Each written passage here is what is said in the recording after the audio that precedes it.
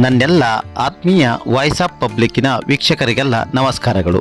ಆತ್ಮೀಯ ವೀಕ್ಷಕರೇ, ಇವತ್ತು ನಾವು ಹೈನುಗಾರಿಕೆಯಲ್ಲಿ ಹೇಗೆಲ್ಲ ಲಾಭ ಮಾಡಬಹುದು, ಹೈನುಗಾರಿಕೆ ಉದ್ಯಮ ಹೇಗೆ ಕೈ ಹಿಡಿಯುತ್ತದೆ, ಕುಟುಂಬಕ್ಕೆ ಒಂದು ಪರ್ಯಾಯ ಆದಾಯವಾಗಿ ಹೇಗೆ ಪಡೆದುಕೊಳ್ಳಬಹುದು ಎನ್ನುವ ಬಗ್ಗೆ ಒಂದು ನೈಜ ಉದಾಹರಣೆಯೊಂದಿಗೆ ನಾವು ನಿಮ್ಮೊಂದಿಗಿದ್ದೇವೆ.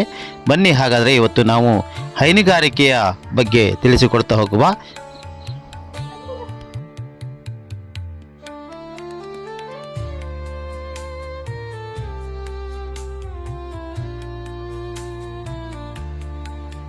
ಆತ್ಮೀಯ ವೀಕ್ಷಕರಿಗೆಲ್ಲ ನಮಸ್ಕಾರ.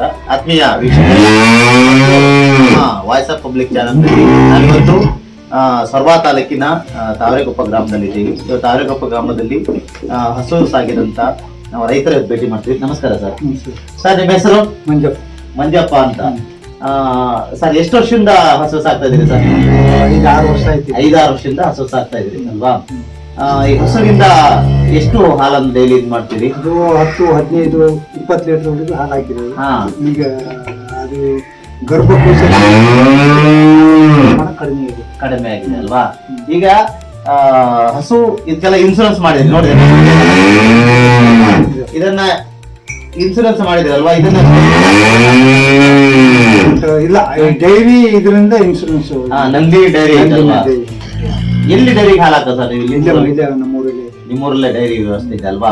ಇದಕ್ಕೆ ಏನು ಮೇವು ಮಾಡ್ಲಿಕ್ಕೆ? ಮೇವು, ಫುಡ್ಡು, ಸಣ್ಣ ಹಿಂಡಿ ಫುಡ್ಡು, ಆರೋಗ್ಯ ಫುಡ್ಡು, ಮತ್ತೆ ಹಸು, ಬಿಳಿ ಹುಲ್ಲು.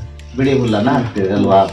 ಇದು ಸಂಬಂಧಪಟ್ಟಂಗೆ ಇದಕ್ಕೆ ಏನು ಹೇಳ್ತಾರಲ್ಲ, ಡಾಕ್ಟರ್ ಇಂಜೆಕ್ಷನ್ ಮಾಡಿಸ್ಬೇಕು, ಕಾಲು ಬಾಯಿ ರೋಗ, ಕೆಂಪು ಬಾಯಿ ರೋಗ ಅಂತ ಅವೆಲ್ಲ ವರ್ಷಕ್ಕೊಂದ್ಸರಿ ಎಲ್ಲ ವರ್ಷಕ್ಕೊಂದ್ಸರಿ ಮೊದ್ಲೇ ನೀವು ಇಂಜೆಕ್ಷನ್ ಮಾಡ್ತೀರಿ, ಮುಂಜಾಗ್ರತೆ ಮಾಡಿಸ್ತೀರಲ್ವಾ?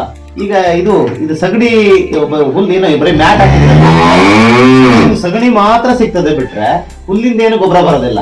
ಹುಲ್ಲಿಂದ ಏನೇ ಅಲ್ಪ ಸ್ವಲ್ಪ ಏನಾದ್ರು ಇದ್ ಮಾಡಿಕೊಂಡು ಇದ್ ಮಾಡ್ತೀವಿ. ಅದನ್ನ ಕೆಲವೊಂದು ಗುಂಡಿಗೆ ಬಿಟ್ಟು ಉಚ್ಚಿಗೋತಾನೆ ಹಿಡಿದು ತಿಪ್ಪಿ ಗುಂಡಿಗೆ ಹಾಕಿ ಅದ್ರಿಂದ ನೀವು ಅಲ್ಲಿ ಹುಲ್ಲು ಹಾಕಿದ್ದು ತಿಪ್ಪಿ ಗುಂಡಿಗೆ ಈ ಹುಚ್ಚಗೋತ ಹಾಕಿದ್ರೆ ಅದು ಗೊಬ್ಬರಕ್ಕೆ ಚಲೋ ಆಗೈತಲ್ವಾ?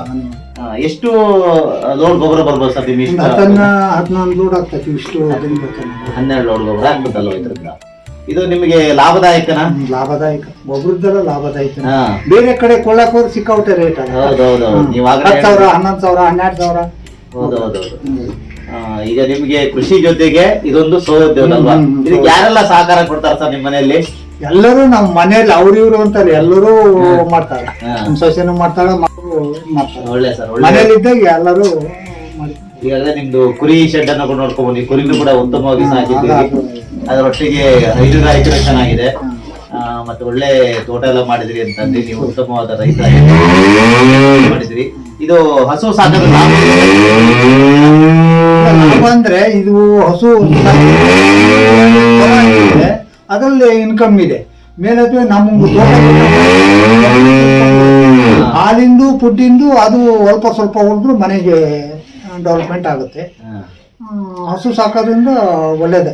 ನೀವು ಹೇಳಿದಾಗೆ ಒಂದ್ ಕಡೆ ಹಾಲು ಮನೆಗಾಯ್ತು, ಒಂದ್ ಕಡೆ ಡೈರಿ ಹಾಕಿದ್ರಿಂದ ಫುಡ್ ತರ್ಲಿಕ್ಕೆ ದುಡ್ಡು ಆಯ್ತು, ಮನೆ ಖರ್ಚಿಗಾಯ್ತು, ಗೊಬ್ಬರ ತೋಟಕ್ಕಾಯ್ತು, ಅಲ್ಲಿ ಆದಾಯ ಬರ್ತದಲ್ಲ. ಗೊಬ್ಬರ ಏನಾಗುತ್ತಲ್ಲ ಅದನ್ನ ಫ್ರೀ ಇದಾಗುತ್ತೆ. ಬೇರೆ ಕಡೆಯಿಂದ ಅಮೌಂಟ್ ಕೊಟ್ಟು ನಮ್ದೇ ಆಗ್ತದೆ. ಅಲ್ಲಿ ಬೆಳೆ ಚೆನ್ನಾಗಿ ಬಂದ್ರೆ ನಮ್ಗೆ ಅದರಿಂದ ನಮ್ಗೆ ಇದಾಗುತ್ತೆ.